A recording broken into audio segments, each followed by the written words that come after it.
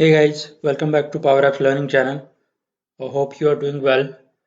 In this video, we are going to look at how to trigger a child flow from parent flow. This is a common requirement again. If you're working on Power Automate, if you're creating a flow, let's say it's very complex, a lot of actions are there, and from the maintenance perspective, you want to separate it out into multiple flows, then you need to trigger the child flows from the parent flows. So we are going to look at how to achieve that. So there are two options. One is you need to you can make use of premium connectors. So you can create a child flow with HTTP request trigger, and from your parent flow you can make a HTTP request to that child flow. But this is these both the connectors are premium connectors. You need to purchase separate licensing for it. You won't be able to do that with your default Office 365 subscription. There is second option also. That is what we are going to look at in detail in this video with the standard connectors. So what we need to do is these are the high level steps. We will be looking into it in detail. You need to create a solution in your environment. Then you just create your parent flow. Then just go on create your child flow and make use of run a child flow action where you will see all the child flows which you can trigger from your parent flow, and even you can pass the parameters from your parent flow to the child flows. So let's get started with the flow portal. So this is our flow site, flow.microsoft.com, and this is the home page of it. Now here on the left side navigation, you see a tab called solutions. Just click on it where you will see all the default solutions. You need to create a new solution here. It will just populate within a second. You need to create your new solution here, and in that solution, we are going to create our flows. So just bear with me. Yeah, so these are the default solutions which Microsoft and Power Apps team and Power Platform team keep on publishing it. These are the solutions which are used natively in different components of Power Platform. So this is the option here. What you see, you need to create new solution. Just click on it and it will open an window on the right side. You need to fill all these details: display name, publisher. Uh, the things which are not clear, you can just keep it as default. Just give it as the meaningful name for the display name. So as you can see, I have given some details here. Learning solution is the name of my solution, and I'll just go ahead and click on create. So it should create a solution now, new solution for me, and it should be here. Just open the solution, and now you can go ahead and click on plus here. There are a lot of options what you can add in the solutions. You can add all these entities in the solutions. Solution is like a kind of packaging for all the entities which you are going to create in Power Platform. It doesn't matter if it is an app, it is a flow, dashboards, anything. You can add Canvas app, model driven apps, flows, reports, anything. So we are going to add flows here. So you need to make sure that you create a solution like this, and then you go ahead and click on adding a flow. So if you click on flow, it will open separate tab where you can start building your flow. So we are going to name this flow as, let's say, parent test flow, and for now let's keep it as a manual triggered flow, and I'll just keep on adding some actions here.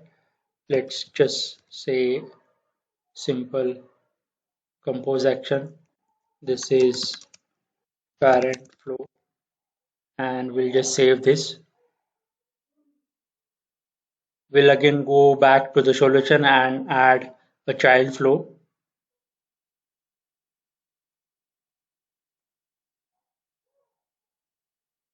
This is saved. You should see it here, parent test flow. Go ahead and add a child flow again.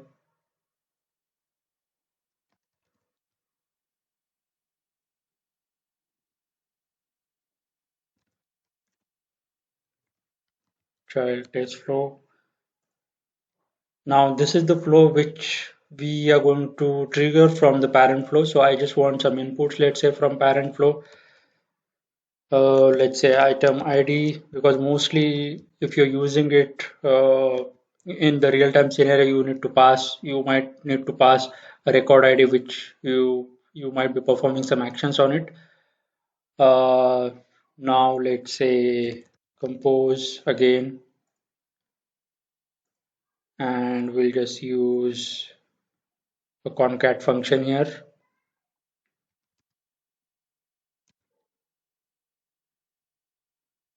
Let's say this is child flow, and we will concat it with the input which we have got.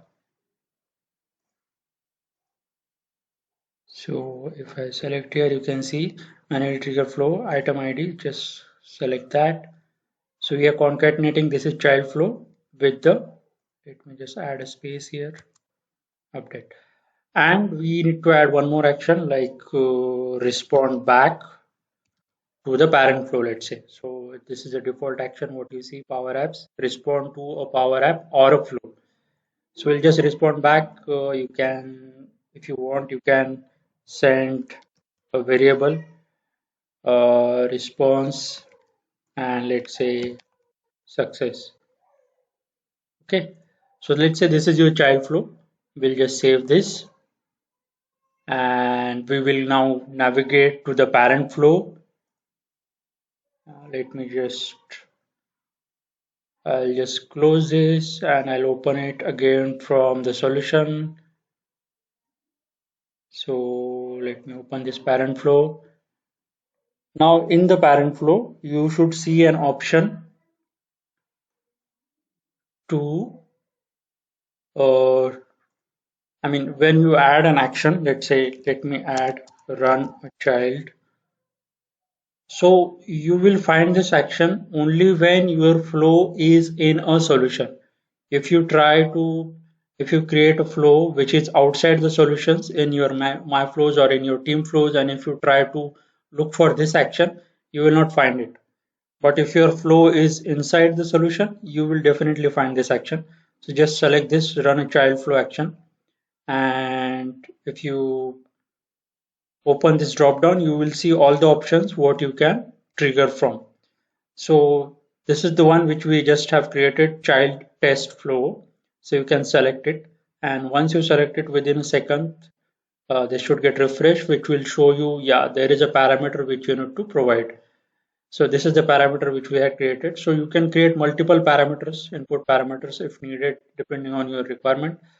So we'll just try to enter something here. Let's say 1, 2, 3. This is the input which we are sending from this parent flow. We are calling a run child flow action. We are triggering this child test flow, and we are passing 1, 2, 3, 4 as an input.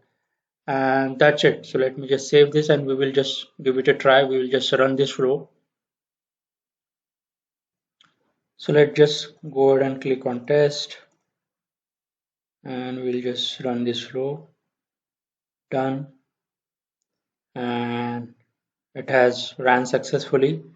So if I just click on this, of course, this is a parent flow. We are trying to trigger another flow, and you can see the response variable which we had responded back from the child flow with this success input. If I just navigate back to the child flow to check, let me just go here, all runs. You can see now it just we have checked it. I'll just click on it and let's see if we have got the input from the parent flow 1, 2, 3, 4. Yeah, so this is a child flow 1, 2, 3, 4. That's the input what we had sent from the parent flow, and this is responding back to the parent again. So as you have seen, uh, we have created a parent flow, we have created a child flow, and we are able to trigger a child flow from the parent flow using run a child flow action. So there are a few things here to keep in mind, like while you are building this, make sure uh, you create a child flow after you create a parent flow. or at least try to update it after your parent flow is updated, so that parent flow gets a latest update, or it is I mean, from the backend it is clear for the parent flow, yeah, there are some child flows which can be triggered. Then if you are having some connections, like let's say in your child flow, if you are having connections, like let me just show you. If you try to edit, and if you're having connections to your SharePoint or your OneDrive, and if you're using your own connection for that, so you will get an error when you are triggering it and when you are saving the parent flow. We will just look into that right now. So if you see, I have just added an get item action here in my child flow, which is getting an item from a SharePoint list, and whatever information we have got, I'm just trying to send back the title field from that get item. This could be a scenario where, let's say, your end users are not having access on your SharePoint site or in your backend data source. So in that case, you can create child flow which is running with some service account that is having an access on your data source, and you can trigger this flow from your parent flow. So if you see here, I'm passing the input what we're getting from the parent flow. This input what we're getting here, we are using it to get the item ID, get item from this my list, and we're sending it back. Now let's go back to the parent flow and check there. We are on the parent flow now. If you see, we have this run a child flow action. We have just updated a child test flow with, we have added an action to get the data from SharePoint list. If you click on the flow checker here, if you see, there is an error now.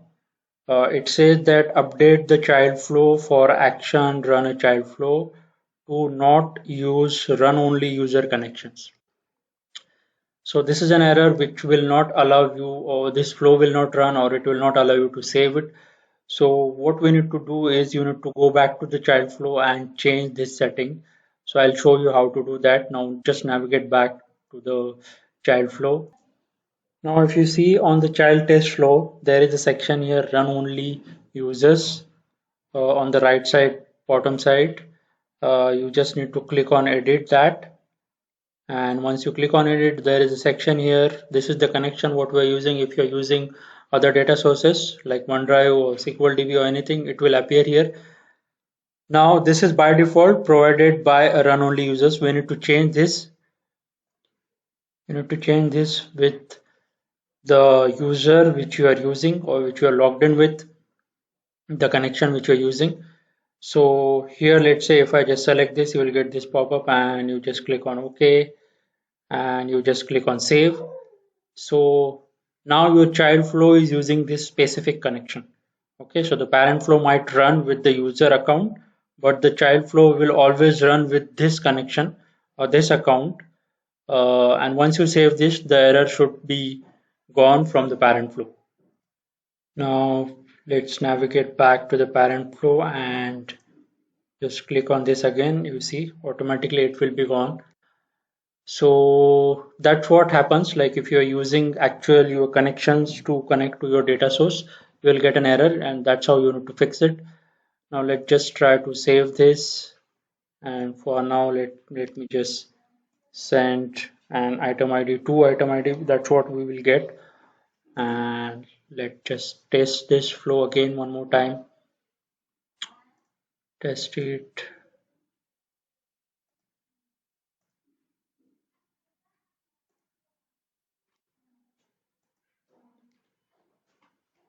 So it has ran successfully.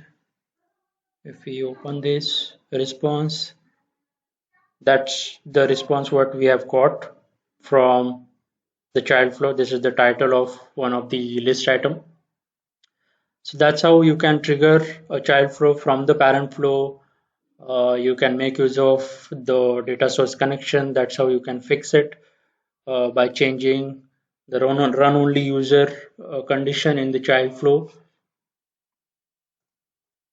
This is the section where you need to update it, run only user sections in the child flow. Uh, that's it, I guess, in this video. So these are the two options. You can even also make use of the premium connectors if you want. And if you don't have the license, you can go ahead anyways with this option where you just need to create the solution and create the parent flows and child flows and use this run a child flow action. That's it, I guess. This will help you guys. Thank you for watching.